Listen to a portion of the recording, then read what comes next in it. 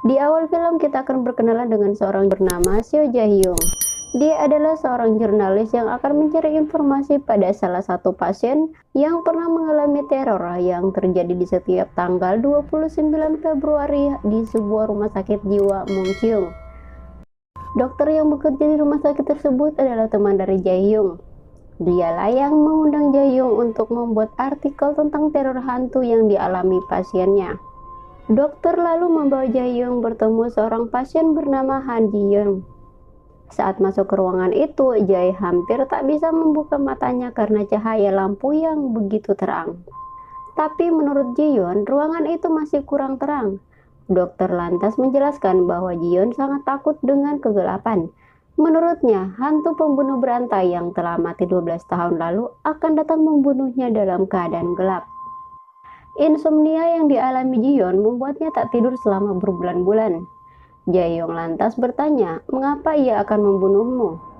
Karena aku telah melihat wajah terkutuknya, jawab Ji-yeon. Ia lalu bertanya, tanggal berapa ini? Si dokter menjawab tanggal 29 Februari. Ketika itu juga, Ji-yeon langsung ketakutan sembari menceritakan semua yang dialaminya waktu itu.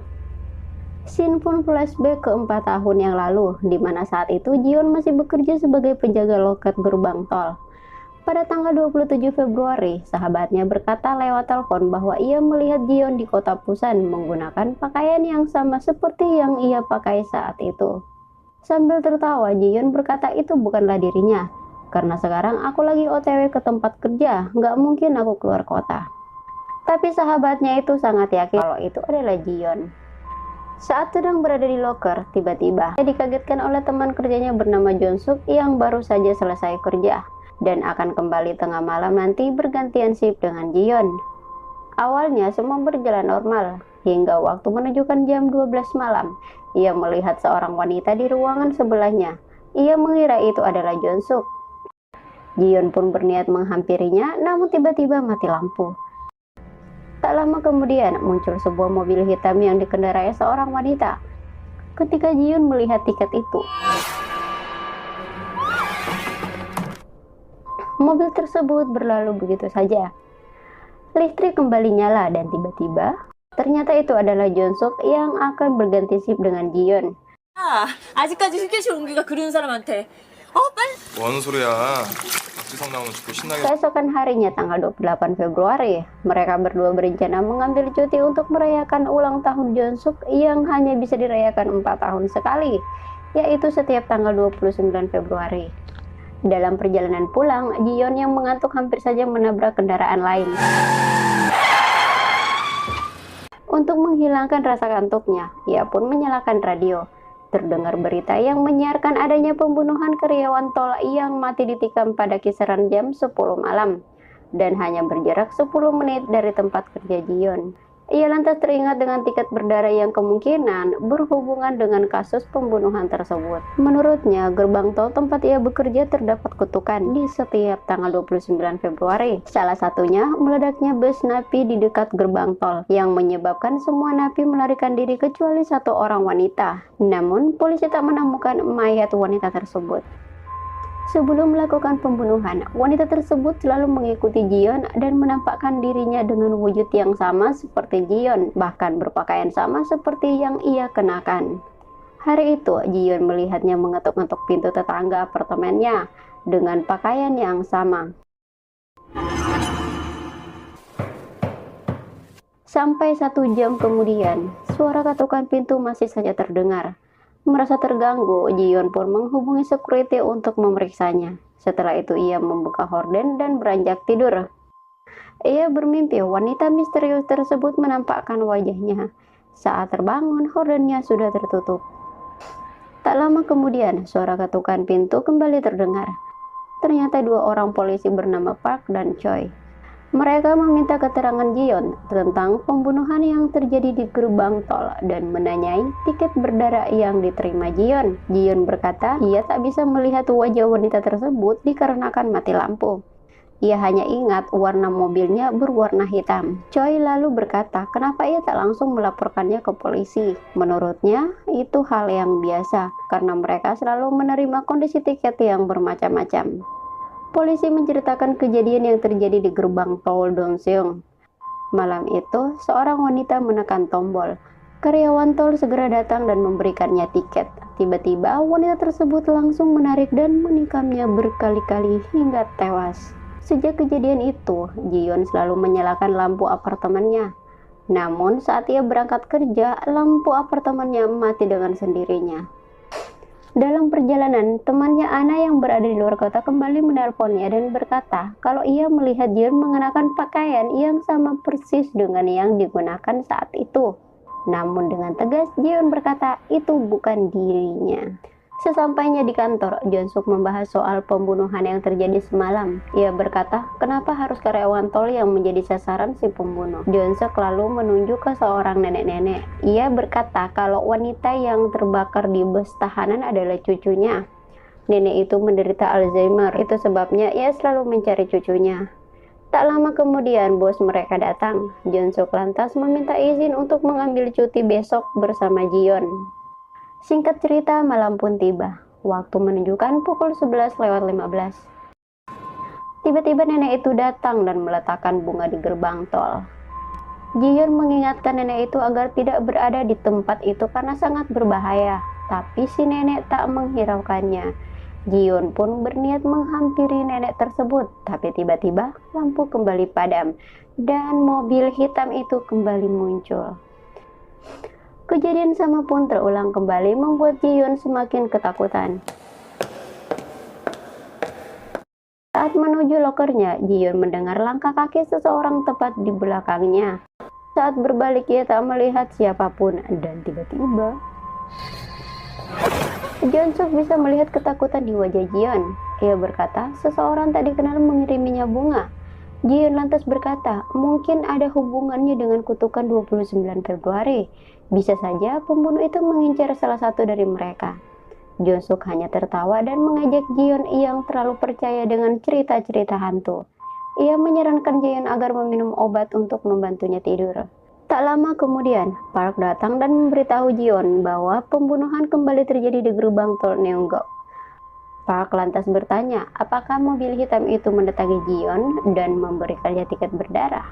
Tidak, ia tak ingat karena terlalu capek, jawab Jiyeon. Beberapa saat kemudian, rekannya Choi datang dan melaporkan bahwa darah di tiket tersebut bukanlah darah korban. Ia juga berkata bahwa pembunuhan di malam pertama, data komputer di kantor Jiyeon tidak mencatat adanya pemadaman listrik. Namun Jiyeon bersumpah bahwa pemadaman itu benar-benar terjadi. Untuk meyakinkan para polisi, Jiyeon terpaksa jujur bahwa semalam ia mengalami hal yang sama, yaitu mati lampu dan didatangi mobil hitam yang memberikannya tiket berdarah. Jiyeon lalu memberi tiket berdarah itu sembari berkata bahwa ia melihat bekas luka di pergelangan tangan wanita tersebut. Ia yakin bahwa wanita itu adalah pembunuh berantai yang mati beberapa tahun yang lalu. Dia selalu muncul di mana-mana dengan pakaian yang sama seperti dirinya. Polisi lantas meminta Jiyeon untuk membantu mereka mencari tahu tentang wanita tersebut. Setelah itu, Jiyeon beranjak pulang. Sesampainya di apartemen, Jiyeon merasa takut untuk masuk ke basement. Karena mobil di belakangnya terus membunyikan klakson, Jiyeon terpaksa masuk dengan menyalakan semua lampu mobil. Setelah keluar dari mobil, lampu basement mulai berkedip. Jiyeon segera berlari menuju lift. Saat berada di lift, tiba-tiba penampakan kembali muncul.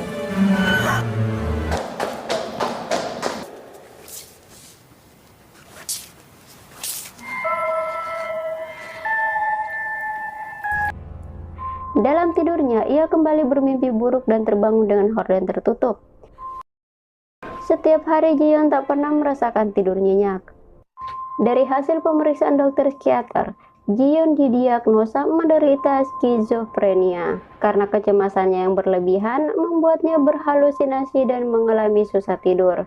Obat yang diberikan dokter tak juga bisa membantunya tidur nyenyak. Tiba-tiba terdengar suara ketukan pintu.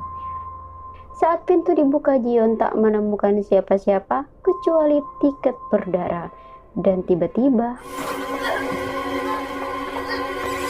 untung saja Park dan Choi tiba tepat waktu. Park lalu memperlihatkan foto wanita yang dimaksud Jiyeon, dan benar saja, dialah pelakunya, kata Jiyeon. Meskipun dokumen dari kepolisian menyatakan wanita itu telah mati, tapi Jiyeon yakin wanita itu sebenarnya masih hidup.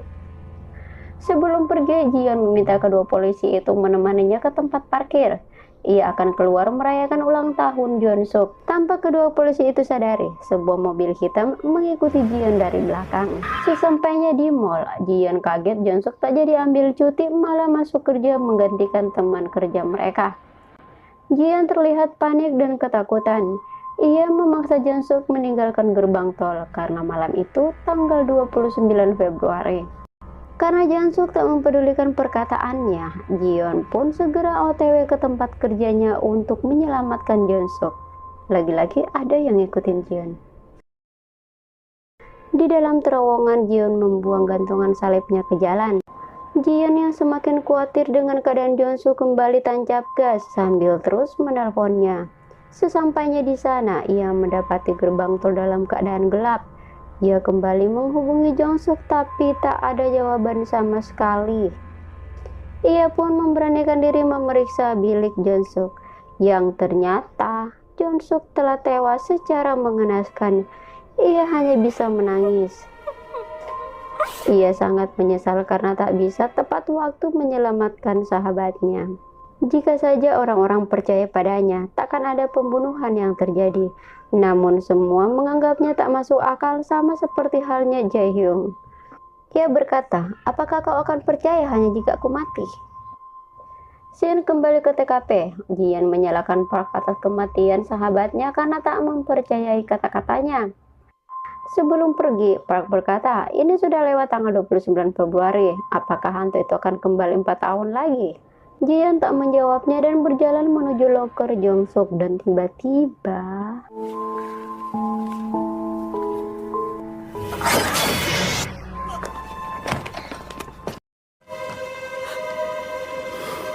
setelah itu ia pergi ke toko lampu membeli banyak lampu. Sesampainya di apartemen, bapak security berkata bahwa tak seorang pun yang mendengar ketukan pintu tempo hari kecuali Jiyeon sendiri. Dan tiba-tiba mobil hitam itu masuk ke basement. Jiyeon segera mengejar dan mencatat plat nomornya.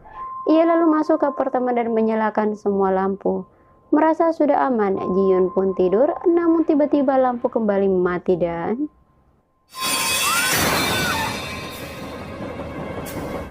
ia segera bangun dan menyalakan semua lampu. Tak lama kemudian polisi datang karena melihat lampu apartemen Jiyeon berkedip. Jiyeon memberikan plat mobil hitam yang selalu menerornya. Keesokan harinya, polisi memberitahu Jiyeon bahwa mobil tersebut telah dicuri. Mulai saat itu, Park dan Choi mendapat tugas untuk menjaga Jiyeon selama 24 jam setiap hari. Malam semakin larut. Jiyeon masih terus ditemani oleh kedua polisi tersebut. Choi di mobil dan Park di bilik sebelah Jiyeon. Mereka ngobrol menggunakan HP. Tiba-tiba lampu kembali padam. Demi keamanan Jiyeon, Park masuk ke biliknya. Choi mendekati mobil hitam yang berhenti di depan gerbang dan terdengarlah suara tembakan. Park memanggil-manggil nama Choi tapi tak ada jawaban. Ia kemudian pergi memeriksa keadaan Choi dan meminta Jiyeon mengunci pintu dan jendela bilik. Sebuah lampu sorot tiba-tiba menyala dan membuat pandangannya silau. Suara tembakan pun kembali terdengar dan tiba-tiba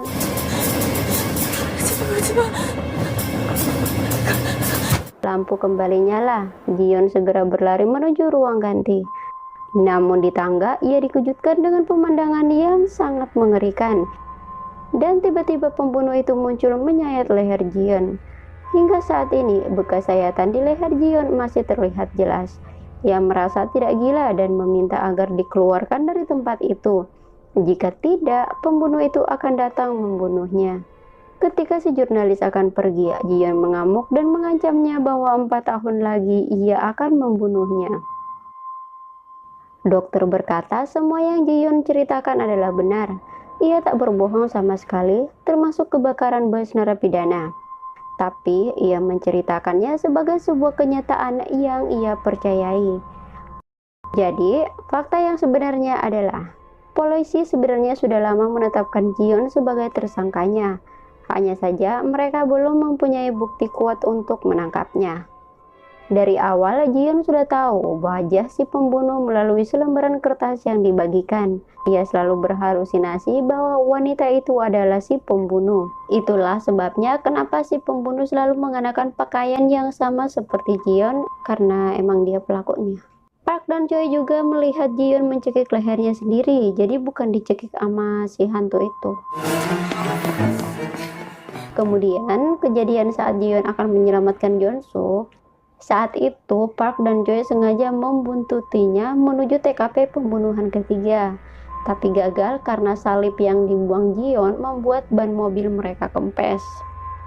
Seandainya malam itu mereka berhasil mengejarnya, mungkin Jeon-suk tak akan menjadi korban. Mobil hitam yang dicuri juga sebenarnya nggak dicuri.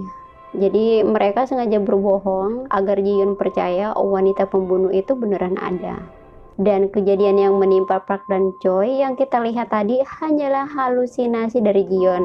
Jiyeon sendiri yang mematikan lampu lalu membunuh Park. Choi yang baru sadar mati lampu segera berlari ke mobil ngambil senjatanya. Naasnya dia pun jadi korban. Sebelum pergi, dokter memperingatkan Jae-young agar berhati-hati di tanggal 29 Februari karena Jiyeon sudah mengancamnya. Dan tamat.